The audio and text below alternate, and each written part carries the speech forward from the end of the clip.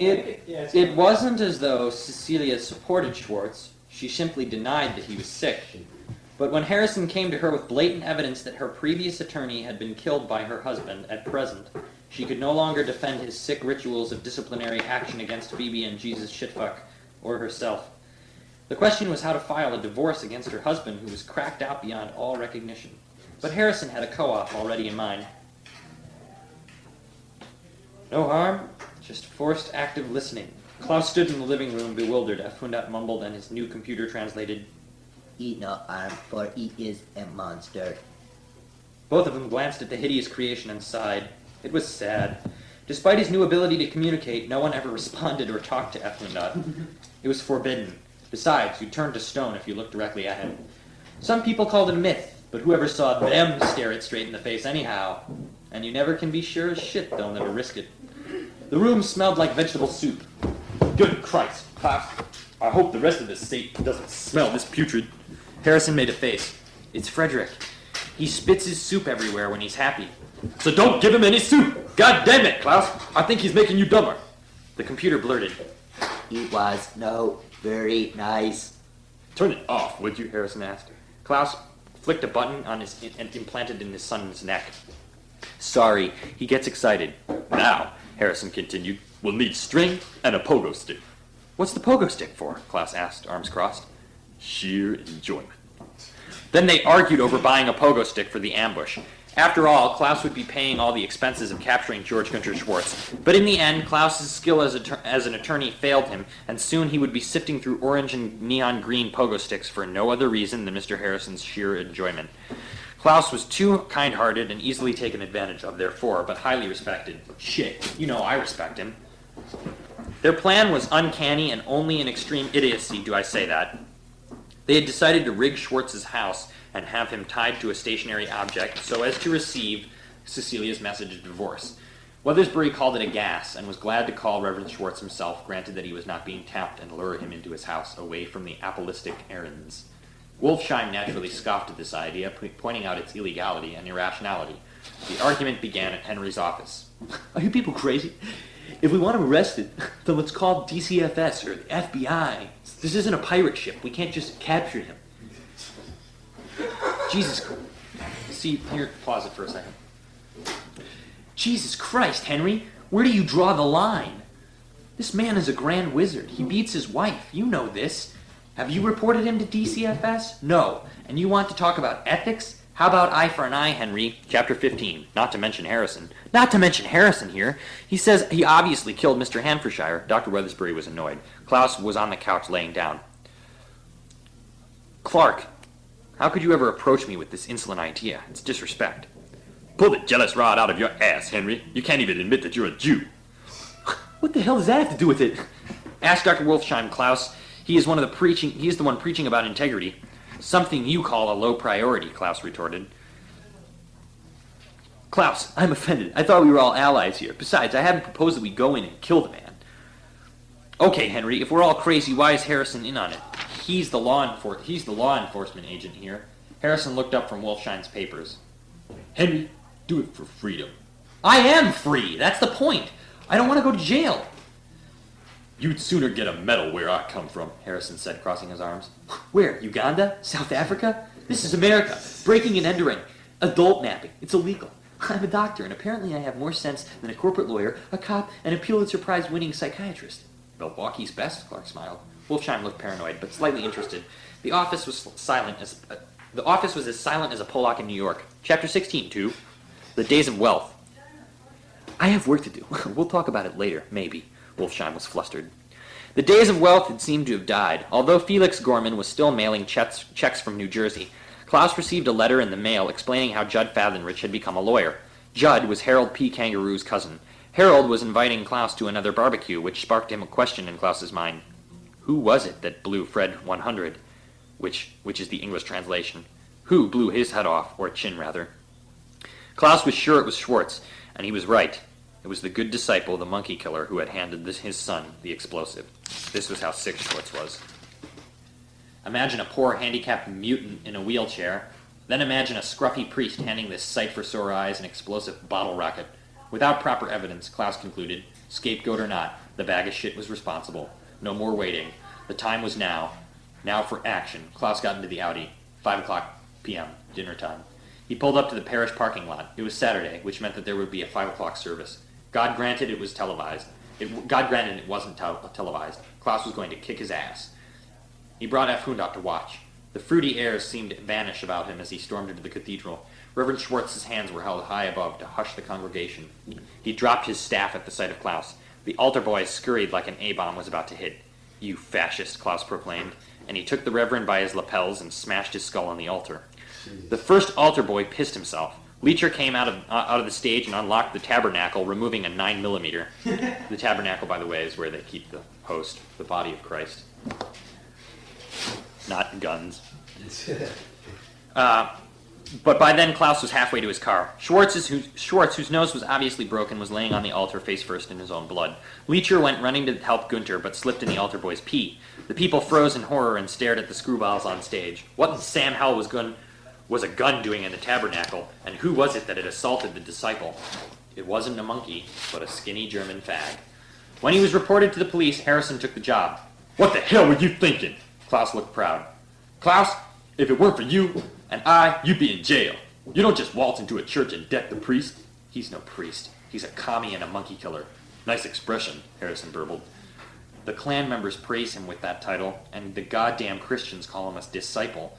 Where's the sudden rage come from?" As soon as he said it, Klaus's finger whipped around to F. Hundot's wheelchair. Chapter 17, If You Notice the Computer.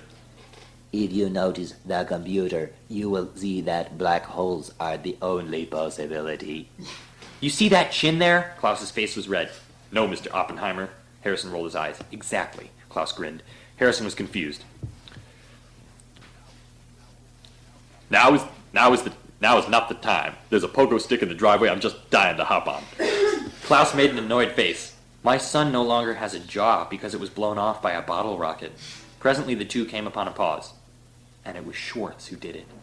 Meanwhile, somewhere in Milwaukee, a truck crashed into a fire-breathing scorpion. It is important for one to understand why Reverend Schwartz had become so demented. However, I cannot divulge that information. This is because I don't have that information, but I can say that Schwartz was a man of reason.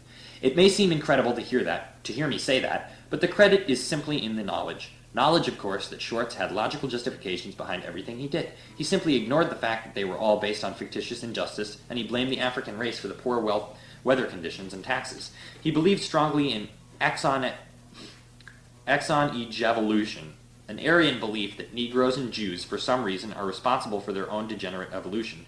And this, my furry reader, is where we got the name of the monkey killer. A man who was revered and respected under the name of Jesus, and whose nightlife consisted of a northbound extension of the Ku Klux Klan. By this time, Klaus had been ruined with indefatigable love he held for Cecil. He was a fruitcake, inexorably. But did he love Gary? No. If Gary was as compassionate as he contended, he wouldn't have fled into the hills as soon as his own son was born. It had since been proven that F. Hundot was his offspring. This meant that for 12 years, Klaus Oppenheimer Esquire had raised an electronically dependent fault of nature, only to discover that it was all in vain. All the trouble Klaus had gone to protect the fetus from RU-486 was useless. The child would have looked no different had he been dipped in nitric acid and set on fire for 11 minutes. So much of the last years had been pain, living alone with F. Hundot and his mechanical clang, searching for Gary, and now this. Now the only family member left that he had, a chinless mutant, was suffering because of a televangelist. I could hardly have told you myself how trashy they were, but Pigface, well, he was foobar. At 6 o'clock p.m., Pigface, Carl, and Leecher left the church and headed for home, a 2-story mobile structure in the only bayou north of Bradshaw County, Missouri. Leecher, a 23-year-old toothless iron welder, was driving in a 76 Chevrolet coupe. Carl, a deaf mute of 47 of Portuguese descent, was strapped in back bearing more guns than the gun show, and Reverend George Gunter Schwartz at shotgun. Cecilia Collenmeyer, 36, was in her driveway of her husband's home when the three men allegedly struck her with the grill of the car. Cecilia reportedly had an airtime of 19.63 repeating seconds before flying through the bay window of the mobile home. Her 17-year-old daughter, Phoebe Oppenheimer, was watching Golden Girls when she said she heard catgut sliding off the lazy boy. No one else was harmed except for Cecil's cat, Hogwart, who is now footloose. What? Cecilia was carried to the hospital in a wicker basket by her neighbor and is in intensive care. The following report was heard by Klaus that evening, so he made a little ring-ding to a friend in New Jersey, ordering the forgery of a divorce conviction lawsuit against Reverend Schwartz. The illegal document was printed courtesy of Armin Gorman Press for Reese Iser Snake Pharmaceuticals and mailed directly to the hospital where Cecilia Collenmare signed and dated each one. The time for revenge and vindictive wreckage had at long last arrived. The only present task was kidnapping Pigface. This is where the story gets rather interesting, in my opinion. And fulfill the plans that Dr. Weathersbury had concocted alongside Detective Harrison and the late Arthur Hanfordshire Esquire. Of course, Cecil testified... What? Testified? Of course, Cecil testified that it was Pigface who ran her down, which should have equated to him being at large, but he wasn't. In fact, Pigface smoked 1.5 ounces of grass and laid down on a lawn chair. He had a radio next to him, with Beethoven blasting in his ear. He didn't even like Beethoven, but he couldn't reach the radio to shut it off. The house was empty and trashed with Schlitz beer cans, most of them unopened for some reason. The front and back door were both open so that you could stand in the front yard and see all the way through to the house to the patio. This is what Dr. Wolfsheim saw as he walked into the house. He shrugged his shoulders as he approached the poor fool. Chapter 18. Well, Günther, I don't know what to say. Well, Günther, I don't know what to say. Pigface stared at him quizzically. I can take a professional position on this whole thing. You know, they're going to kill you. Did you run your wife down in a Chevy, Reverend? Pigface said nothing, and while sitting down, tried to swing at Wolfsheim, who was at least 5 feet away. Fuck you, Henry! He grumbled and stood up, wavering. He knocked over the radio. It broke. You were my only source of release, and you weren't even a member. Wolfsheim frowned. You better get yourself a lawyer, Günther. You're going to be in a lot of trouble. Have you been smoking pot? Don't you see you're fucking yourself? Wolfsheim glanced over his shoulder, By the way, those tulips look exquisite. which was something that Ollie said constantly. This food's exquisite. This could be great, baby. This is exquisite. He frowned, turning back. I can't say I hate you, but I'm peaceable. The rest of the world doesn't welcome children of Hades. You understand. And to put it mildly, I'm fed up. They say you killed Art Hanfordshire. They say you took out Freddie Oppenheimer's chin with a bottle rocket. Your wife is on a heart monitor because you hit her with your car in the front yard. What do you expect? The next moment, Henry noticed an empty yogurt cup with a silkworm in it. Pigface noticed that Henry was staring at it. Say hello, Doctor. This is my son. Then Pigface covered his mouth and pretended to be the voice of the worm. My name is J.S.F. Schwartz, he whinnied. Wolfsheim was quiet. The house creaked a bit. It was steamy outside, and the smell of marijuana circulated about the patio. Have a seat, Doctor. Have a Schlitz, eh? Henry sat down and picked up one of the many beer cans. The two of them were both pretty lonely guys. It was never quite understood how they got along, or why Dr. Wolfsheim never reported any of the monkey killer's confessions. Unfortunately, it was probably Wolfsheim who had allowed Pigface to be a freak for so long. Frederick always wants to come over and visit Jesus Shitfuck. They two's a cute couple of kids. Henry winced. Of course, Kraut won't let him come over here no more. Henry could picture nothing more horrible than F. Hundat talking to a silkworm. There was nothing cute about it at all, but he was quiet. You know that Dr. Withersboro. He slowly jerked his head towards the yogurt cup. Here, little baby. Here, kitty. I'm not going to hurt you, baby. And then without letting Dr. Wolfsheim answer, he went on addressing Jesus Shitfuck in a high-pitched slur, often confusing him with the Schwartz's dead cat. I had to take a dump. Dr. Wolfsheim stood up and headed into the house. Halfway across town, Clark Weathersbury was in his waiting room with a mysterious lawyer named Roberick Slauson. Here's where Rob Green comes in. Mr. Slauson had come on behalf of Reverend Schwartz to get the hospital address of Cecilia Collenmare. Get out of my office. If Pigface wants his wife, he can find her himself. Are you a real lawyer or a loan shark? I'm a lawyer, Doctor, and you are withholding important information. It's illegal for me to disclose it. See, the characters of this book are not supposed to reflect the... Right. It's illegal for me to disclose it. Mr. Slauson was a heavy-set jackass with crimped black hair and a steroidal figure. He was carrying a briefcase with stickers on it. Clark pressed a button on his phone, and the Honorable Bailiff Norman Rockwell Jr., that's Nate Owens, came out of the closet. Norman, what are you doing in there? Norman was grinning from ear to ear. He said nothing but wrapped his arms around Mr. Slauson's neck and spoke. Bounce, Mr. Slauson, or be so. This did not make any sense, but in any case, he left. And Norman left him with, unbeknownst to him, most people, Norman Rockwell Jr. had been living in an apartment converted to Dr. Weathersbury's offices. Chapter 19. Cecilia Collenmere was having lunch. Cecilia Collenmere was having lunch when the nurse let in a visitor. It was F. Hundat and Gregorius Hochstetler. This is Greg Afron and Nick Peshigan, the retarded black kid. Mother, I see you have a meal. She looked like she was going to faint when she heard that little monstrosity, but yet today there was something comforting in his mechanistic groan, something warm, like huckleberry pie, like chestnuts roasting on an open fire, like the menorah, and sometimes all three. The squeaking of his wheelchair was like the nurturing stroke of his mother's dead hand. The sight of F made her reminded her of Gary and the happier times at the estate when they would all play croquet to their heart's delight and drink gin and tonics by the pool. Ah, how the memories were sweet. Just like the days when her mom would smoke pot behind the lilac bushes and all the neighbors' cats and dogs would howl at her perfect body as she undressed by the mulberry tree. Cecilia was physically the pinnacle of beauty. Her pink skin was smooth and round and gave off an erotic pheromone, and oddly enough, her 12-year-old mentally challenged son was causing her to picture herself naked. But the fantasy broke, and the court judge spoke. "Why, Cecil, darling, you've got a broken face, and my, I've heard such disdainful news. Pray tell it isn't the troubling truth." He made a face like he was talking to a cute little kitten. For some reason, Gregor, as he often called himself, always talked to attractive people like they were pets or baby children. If it wasn't for his sociable personality, it would be horribly condescending. "Oh, it's true, Your Honor." "Call me Gregor, please, darling." "I've decided to kill my husband." "I'm sorry, Cecil." "I said kill, not divorce. Only, but kill." "That's tragic." He pouted, consoling her. I thought you might like to visit with Fred for a bit, and since Clark was busy, I've been the only one babysitting him for your ex-husband." "It's very kind," she whispered. "But that voice of his does frighten me." "It's just a computer, Cecil, babe, like the ones they use at Radio Shack. I wouldn't be too concerned." He spoke in a southern rhythm and forgiving voice. "I have to find myself the toilet. Be kind while I've gone, Miss Schwartz." And he left the room. The paralyzed look of asphyxiation was frozen on F. Hundat's face. They both sat in silence, smelling the hospital fumes. "I missed you," he blasted. She said nothing but began to sob. I missed you too, honey. And they embraced for a long time, until she noticed a man running into the intersection and dropping a tricycle into the middle of the road. Cecilia was at least 10 stories up, watching the masked figure. It looked somewhat like Leader, but she figured it wasn't him. Then she could see a black man race his car from the coffee shop and smashing into the tricycle. Then he jumped out and went running after the other figure, who she now identified as Carl, the evil henchman that had worked for her husband.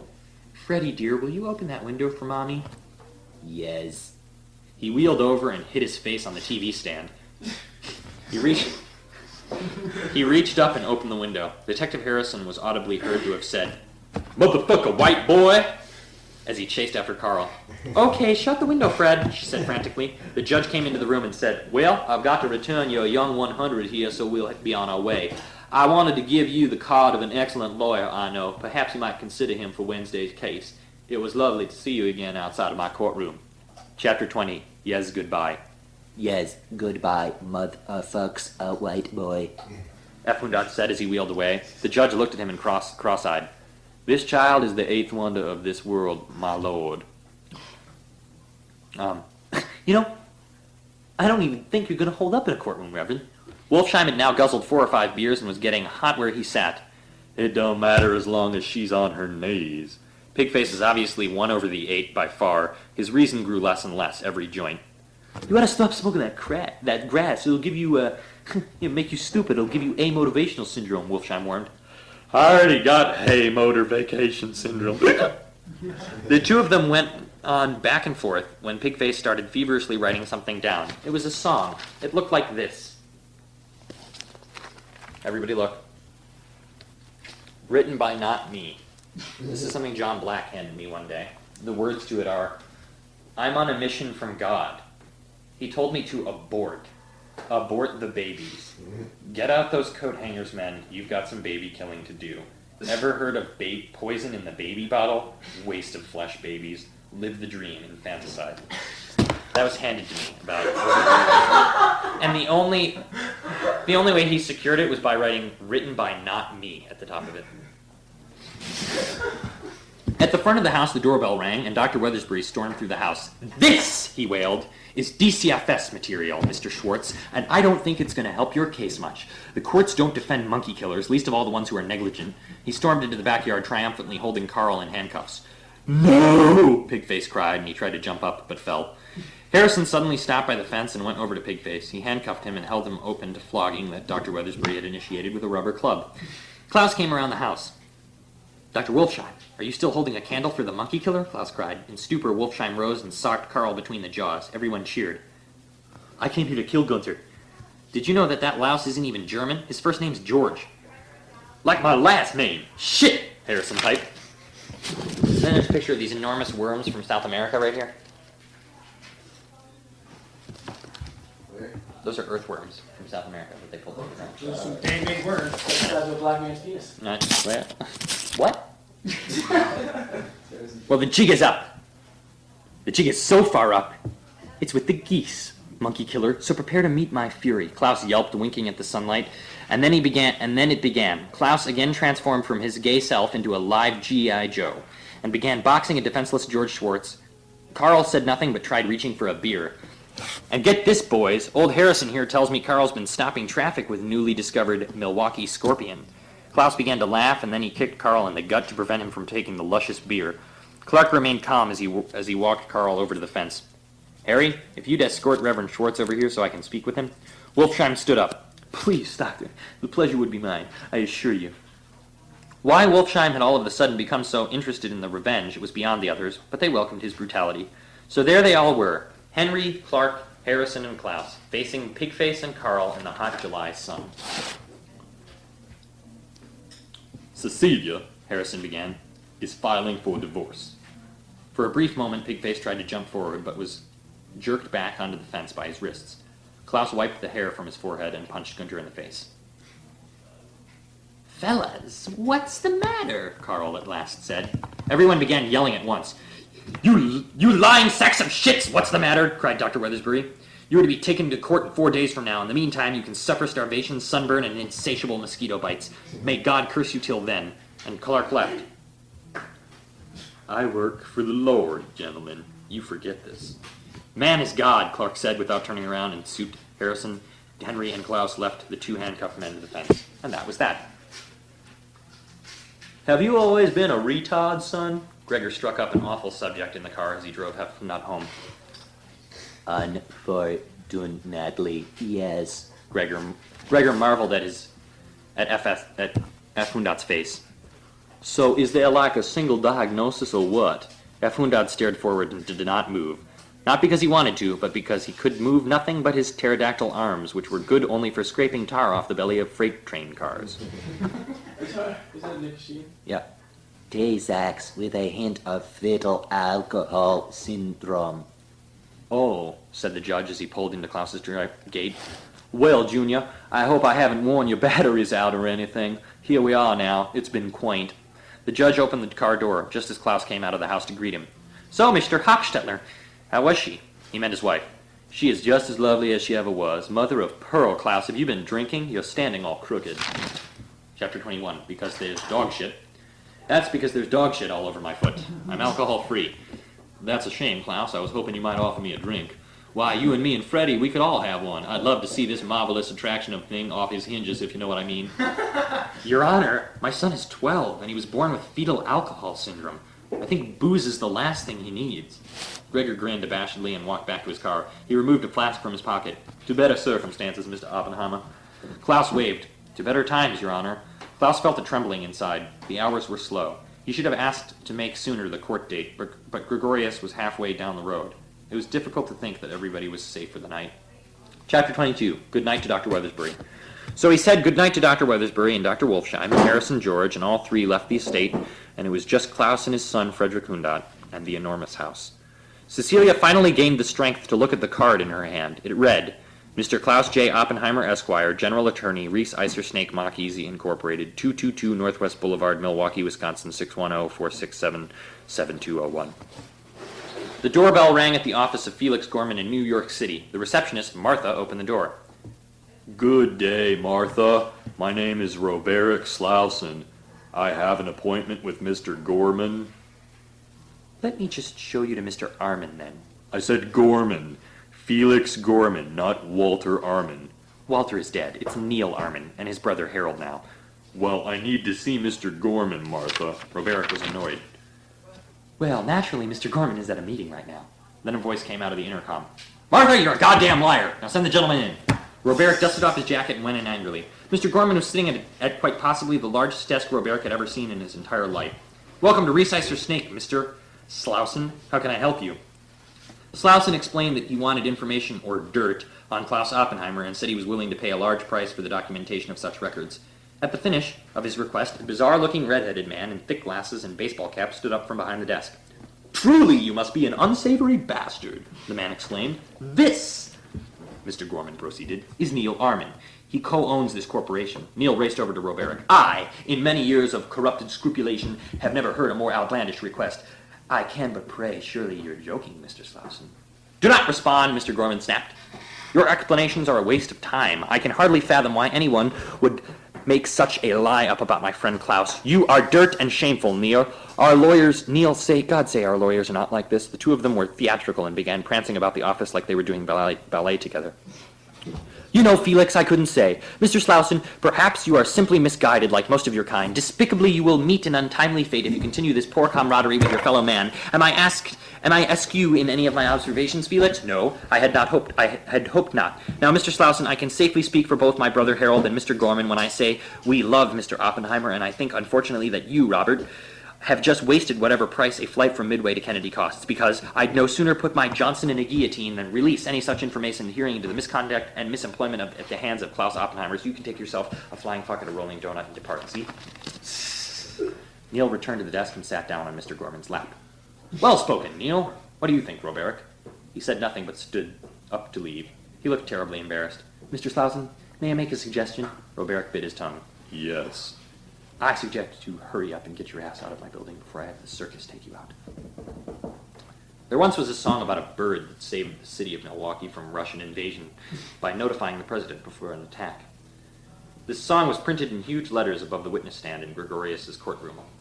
On Tuesday, 1989, October 8th, Ronald Reagan delivered a message to H.R. Kangaroo's courthouse stating that in 14 hours after the opening of the envelope, the Kangaroo Court would be abolished and reevaluated for legal inspection by the Supreme Court. Of course, no one really knew when the envelope was opened, but it was one day before the court date, which meant that inevitably the favorable rulings of Judge Exxon Hochstetler were at the risk of continuation or suspension. This would not have created any problem if it hadn't been that neither Pigface or Carl was still attached to the fence on Wednesday morning. Undoubtedly, Harrison had forgotten about Leisure, who clearly had welded the handcuffs off both Carl and the monkey killer's wrists. Klaus was at Clark Weathersbury's appointment when he found out. The phone rang. Clark picked it up. Hold on a second, Klaus. It's your ex-wife. Chapter 23, The Call. Clark, I can't call Klaus because I'm afraid. Afraid of what, Cecil? Afraid he'll say no. What? I said afraid he'll say no. Cecil, what are you blabbering about? Wait a minute. What the hell? Why does it say dark? Oh.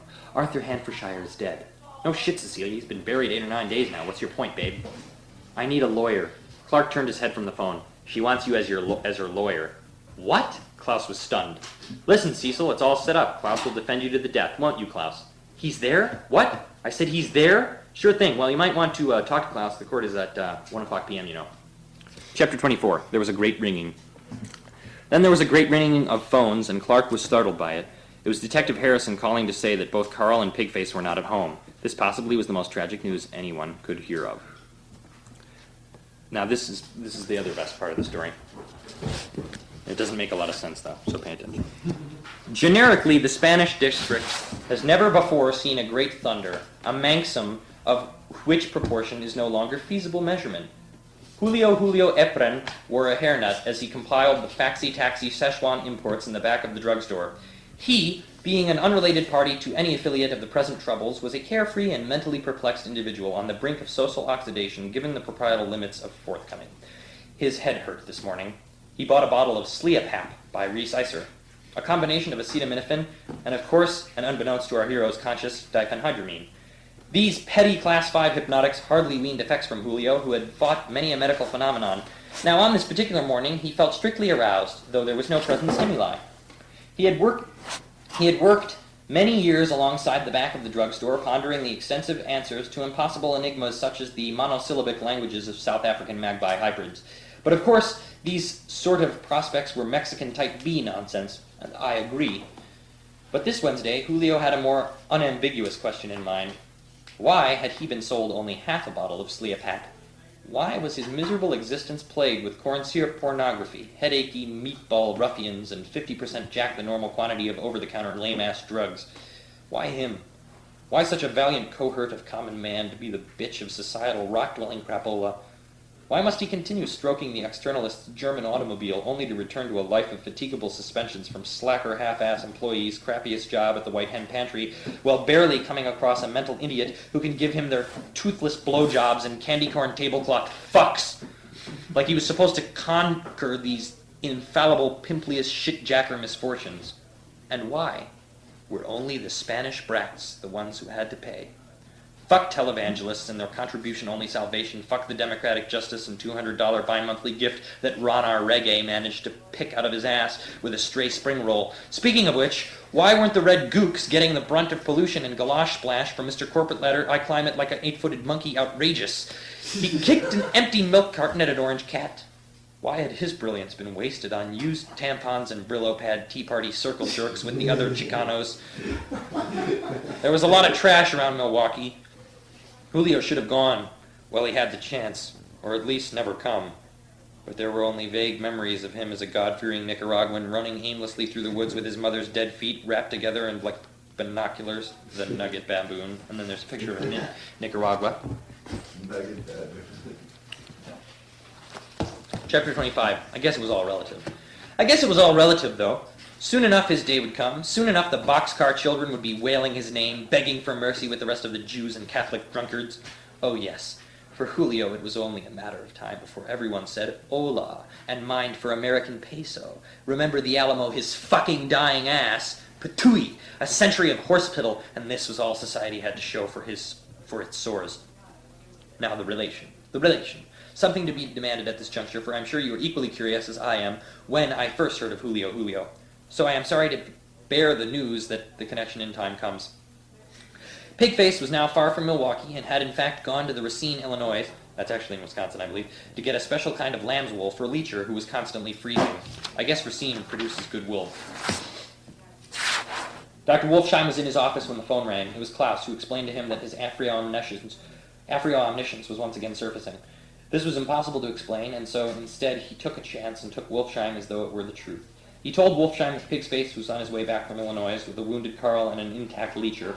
Wolfsheim was busy, though he had a conference call on hold with the manager of the White Hen Pantry on South Avenue and one of its psychically distressed employees. Listen, Klaus, when you find Pigface, you let me know, okay? And he switched lines. Borderline personality disorder, the conference call. So what's the problem here, sir? My name is Edward Shackles, assistant director of... I know who you are. What's the problem? I'm a very busy man. Julio, tell the doctor what's wrong. Julio, this is Dr. Wolfsheim. I'm a clinical psychologist. Tell me what's wrong. This is Jesus Christ full talk. Julio, can you hear me? This is Dr. Wolfsheim. What are you talking about? He's been going wild. Near the dumpster all day. Edward, I'm trying to work here. Could you, can it? Now listen to me, Mr. Eprin. Talk to me. See, he won't talk. Jesus Christ. See? Quiet, Edward. Holy mackerel. Yes, Mr. Eprin? He won't talk. Get it? Edward. Yes? I need you to stop talking. Click. There was 1 hour left until the kangaroo court would be federally defunct. In New York City, Robert Slauson realized he would never make it back on time with Delta Airlines. Ronner Reggae was en route to Midway Airport to engage in a manifesto to the city of Milwaukee and then personally open the new federal and municipal courts in Wisconsin while shutting down Harold Kangaroo's courthouse on the same day. Clark Weathersbury made a phone call to Klaus's estate. Hello, this is Gary. Gary? Yes, you louse. Dr. Weathersbury, you bitch-ass son of a hairnet leecher. Hey, smiley face, how are you? 486. Oh, I get it. Hey, how are you? 486. Where is Klaus? Oh, he's at the tennis court. Hold on. Klaus, honey. Gary, what are you doing? I haven't seen you in 12 goddamn years, you son of a bitch. I bet Klaus is off his rocker. Well, shit, why are you here? I came to see Cecilia. Who? Cecilia. You mean Cecilia? Cecilia.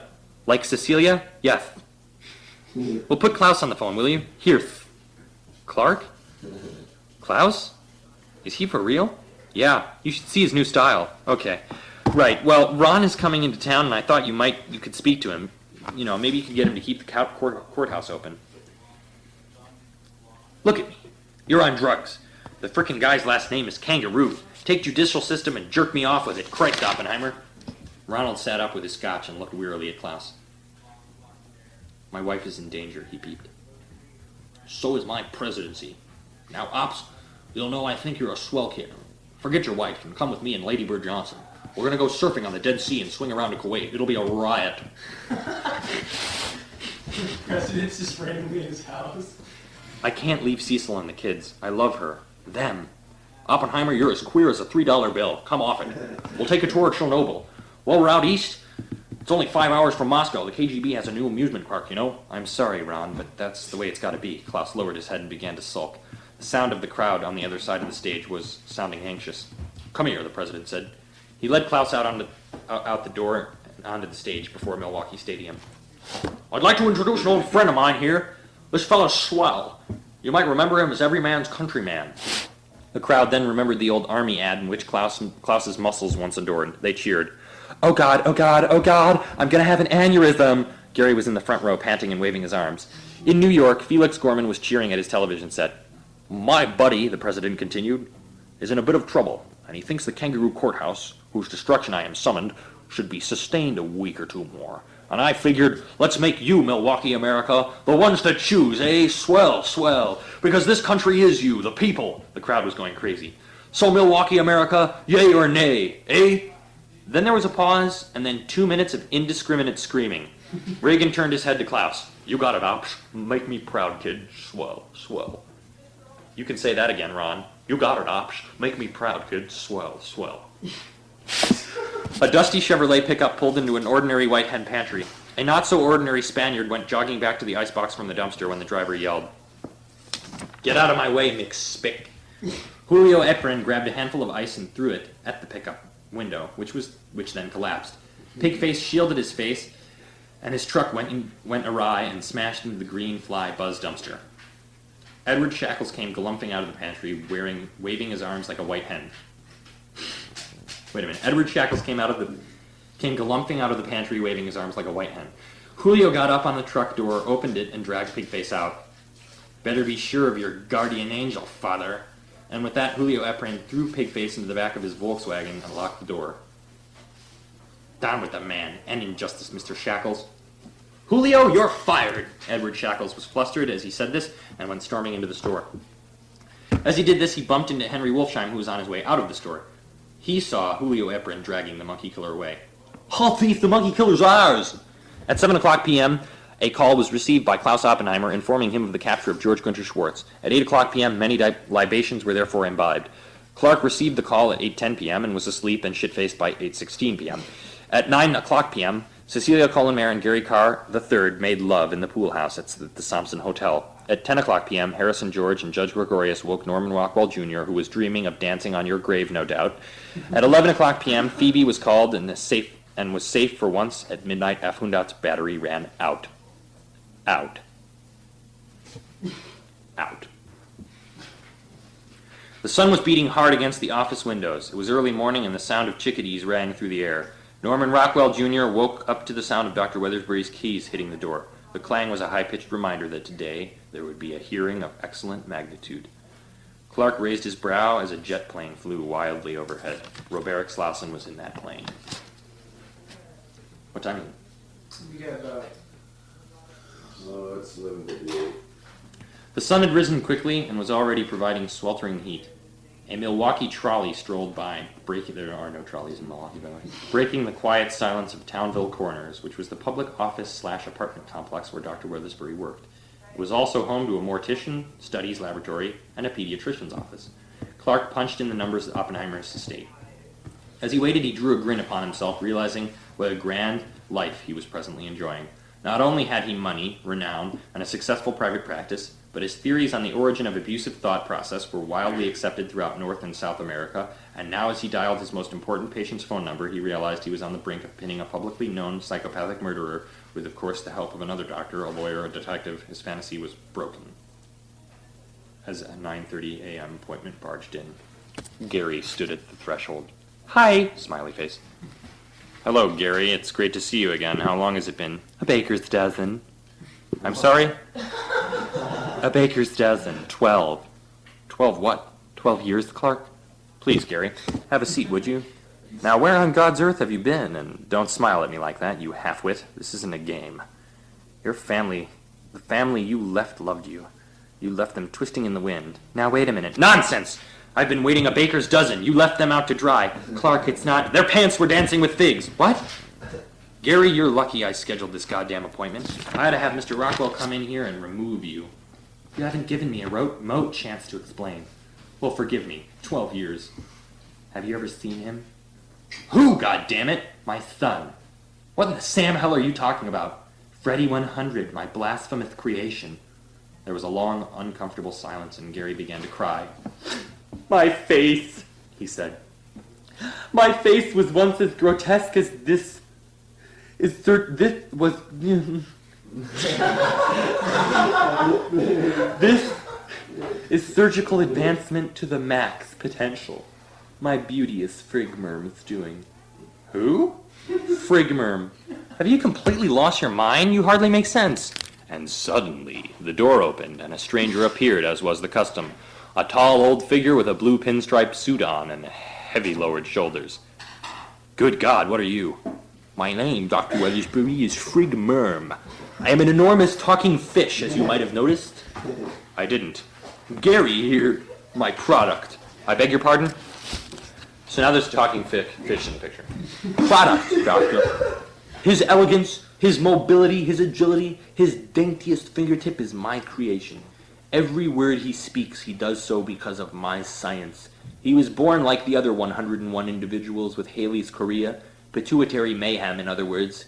His parents, the Thompsons, threw him in the sea, where I found him. I rescued his football-like body and performed my first on-land reconstructive surgery. The disgrace you call F. is Gary's child.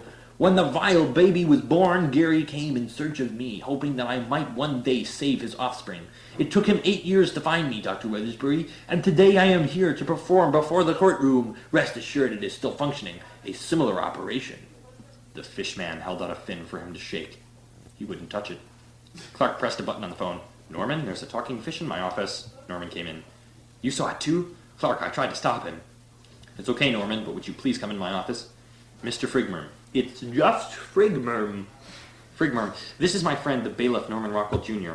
"I've seen your artwork. It's exquisite." "Right. Where is F. now?"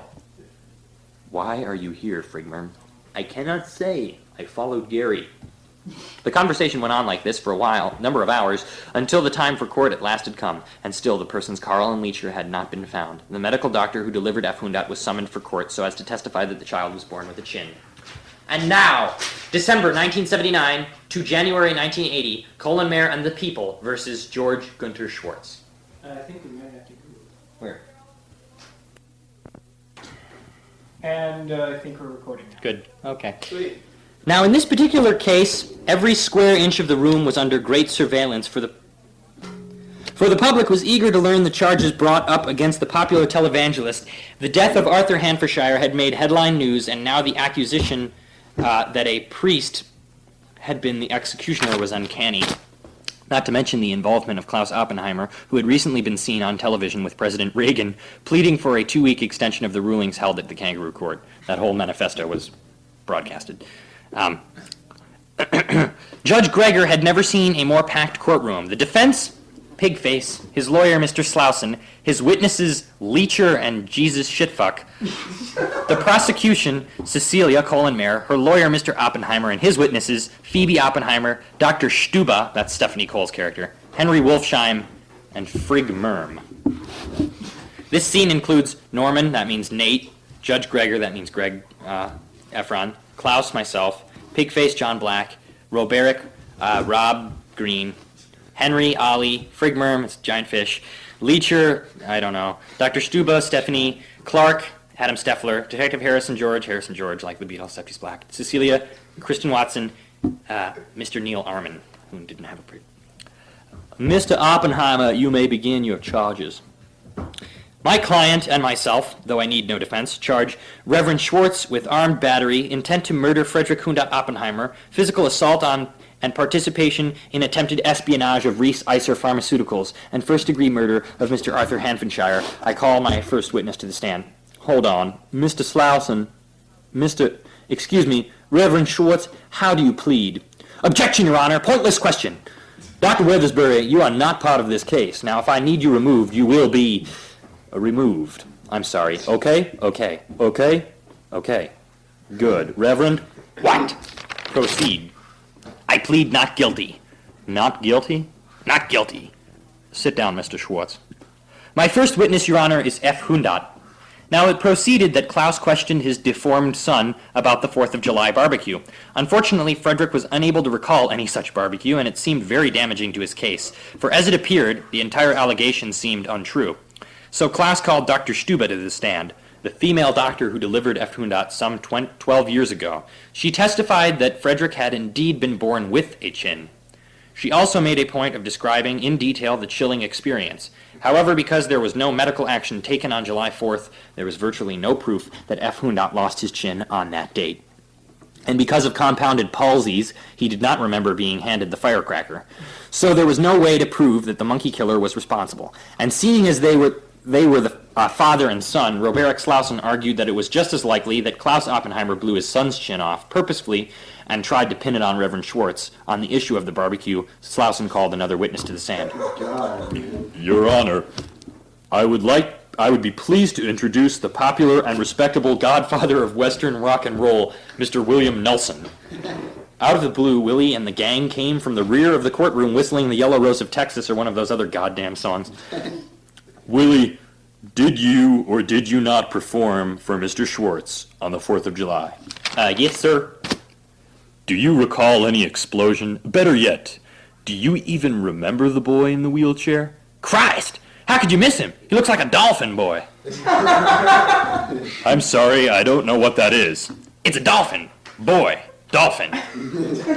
Oh, I see. Mr. Nelson, was there any explosion at this barbecue? The whole place was on fire with good times, rockin' and the like. No further questions. So unfortunately, Willie did no good for Klaus or Roberick in this case, and to Klaus's extreme dismay, the issue of his son's chin dismemberment had to be abandoned, although Klaus was certain that Schwartz was responsible, which he was. Nevertheless, the court moved on, after Gregorius became very bored of the subject and told Klaus to give it a goddamn rest, eh? The next charge was the battery of both Cecilia Kohlenmeyer and Phoebe Oppenheimer. Klaus began. Cecil, can you tell me what happened 2 weeks ago today on your front lawn? Well, my husband came home from church on Saturday evening, and he was with Carl and Leecher. Excuse me, Carl and Leecher? Yes, Carl the whipping boy and Leecher the whippist. I don't fucking know. As I was, Gunter looked very upset, and he was bleeding from his nose as he drove the car onto the lawn and ran me over. Ran you over? Killed your cat? I didn't say anything about the cat. Of course you didn't. I was merely speculating. What? Enough. Mr. Oppenheimer, what the hell's going on here? Objection, Your Honor. I can answer this. I'm sorry, Rob Green always talks slow. Sit down, Slauson. He said objection. Well, it's overruled, goddammit.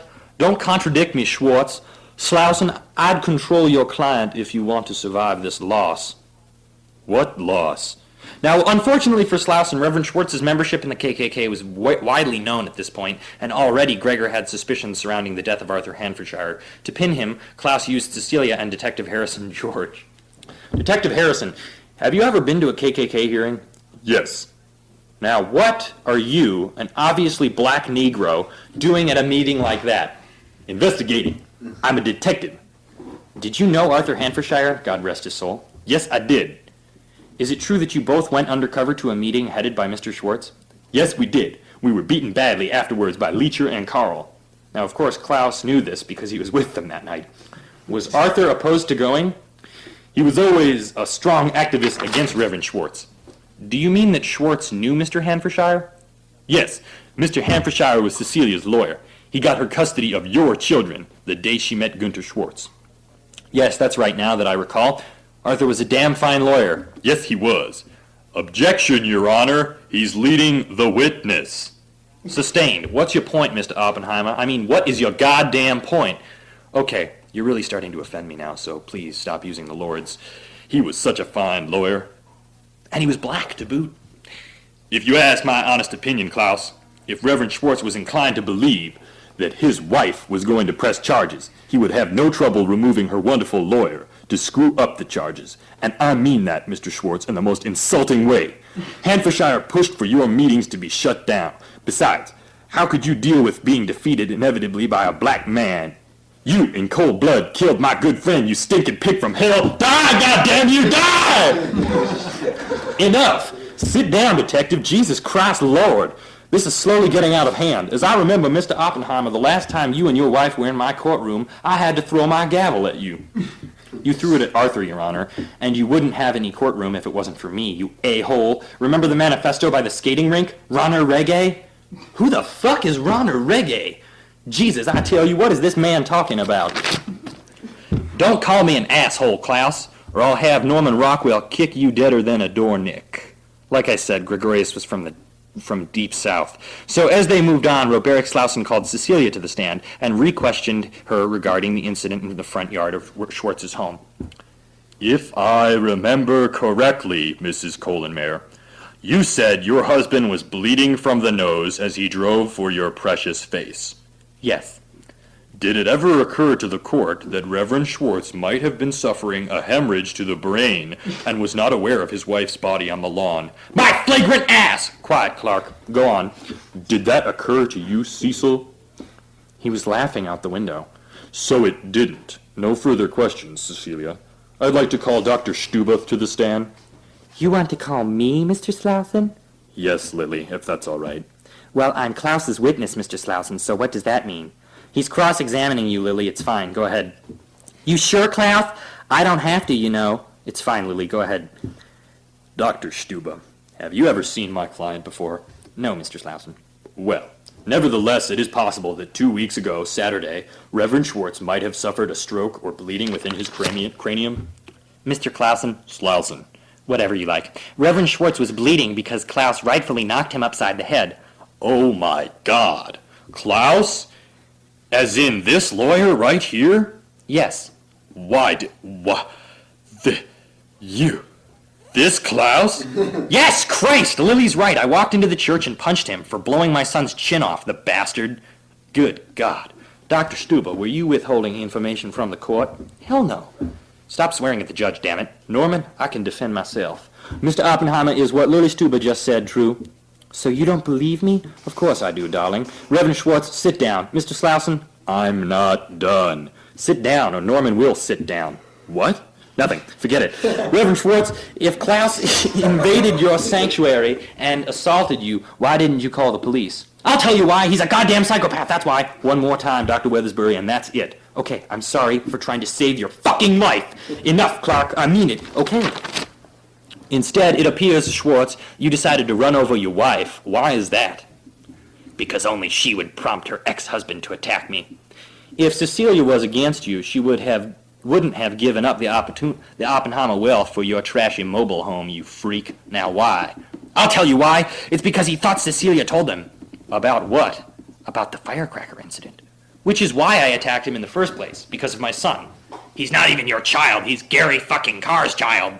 And some responsible father Gary was. He disappeared laughing at the birth. Remember, Dr. Stuba? Oh, Klaus. It doesn't matter. You complain about that retard all the time. It's not even your kid. It's your boyfriend's. He's not my boyfriend. Friend, boy, what's the difference? Either way, you two get it on, you Ethiopian faggot. What? I'm German, I'll kill you, Nazi Jew. You're in the KKK, not me. Bite my ass, Klaus. Bite mine first, Pigface. Bite my figs. What? Now hold on a minute. Just a goddamn minute. Both of you stop or I'll postpone this case until you can get it under control. You ran over your wife, who had nothing to do with this, Schwartz, so you can expect a whole shitload of trouble for that. Now, as for you, Klaus, are you gay? What does it matter? Nothing. I was just... So, Klaus, is F. Hundot... Is F. Hundot your child? And as this question was asked, a very tall catfish, hideous by nature and keenly susceptible to stimuli, arose from the crowd, and Robert Slauson called it to the stand. What? Your Honor, I call the Frigmerm to the stand. Frigmerm, do you know F. Hundot? Inherently, he is my grandson. Do you know the Oppenheimers and Mr. Carr? Yes, I performed reconstructive surgery on Gary when he was a boy. Why would someone as handsome as Gary Carr III need plastic surgery? At one time, many moons ago, Gary was the 99th person to be born with Haley's chorea. I developed a surgical cure for this mutation. Gary came to me 30 years later. Came to you where? He swam right out to the doldrums in search for my aid. He asked me to save his son, Frederick 100, or F. Hundot in German. Gary disappeared because he wanted to save F. Hundot, not because he was afraid. So Frederick Hundot is not Klaus's child? No, but he is part spawn of Cecilia Kohlenmeier. That is why Klaus raised the child up from the darkness. If it weren't for Klaus's valiance in the delivery room, F. Hundot would have choked on his third tongue. That's fantastic, just fantastic. They moved on. There appeared to be no point whatsoever in clearing up the issue, but Friedemann was trying to ask for custody of F. Hundot, which was a sneaky infringement that would hurt Klaus Oppenheimer if it succeeded, a covert tactic to break down the prosecution. So Henry Wolfsheim joined the defense as a witness. Dr. Wolfsheim, you personally counseled the Schwartzes as far as abuse was. What do you have to say in your professional insight? Good afternoon, Ops. My personal insight was that there was some serious fisticuffs going on inside the household. Schwartz commonly accused his wife of abusing their son, JSF Schwartz. Really? No tomfoolery. Dr. Wolfsheim, would you care to explain to the court what JSF stands for? Yes, Oppenheimer. It stands for Jesus, shit, and fuck. And who is this elusive Jesus shitfuck? He's a caterpillar. A caterpillar, you say? A caterpillar. That's funny. Cecilia doesn't look like a bug to me. She looks like a woman. I acquiesce. Then how, god damn it, did Cecilia and Gunter conceive a caterpillar? Obviously they didn't, Mr. Oppenheimer. So my client was being accused of abusing a bug? Yes, it's a luscious story, isn't it? About as luscious as a boot, Henry. Right, my sentiments exactly. I am so fruitfully grateful, Doctor. God bless you and your family, in the name of the Father, the Son, and the Holy Spirit. Amen, amen. Mr. Slauson, you came to me with the charge that Gunter Schwartz was not abusing his children, but rather, on numerous accounts, his wife had been brutal to both JSF and Phoebe. You neglected to mention that JSF Schwartz was an aphid. It's a caterpillar, Your Honor. Aphid, caterpillar, bee, bat, roach, what goddamn difference does it make?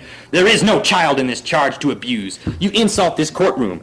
Your Honor, your guess is as good as mine. I assure you, I did not know that Jesus shitfuck was a bug. Then you had no evidence in the first place, so piss up a rope. You and your client are pressing charges you should have left in your asses in the beginning. So reluctantly, Robert, I call your witness to the stand. I call JSF Schwartz to the stand. No, you don't. Your Honor, you can't deny me a witness. You're right. But I can suspend your license after this case, so watch your back.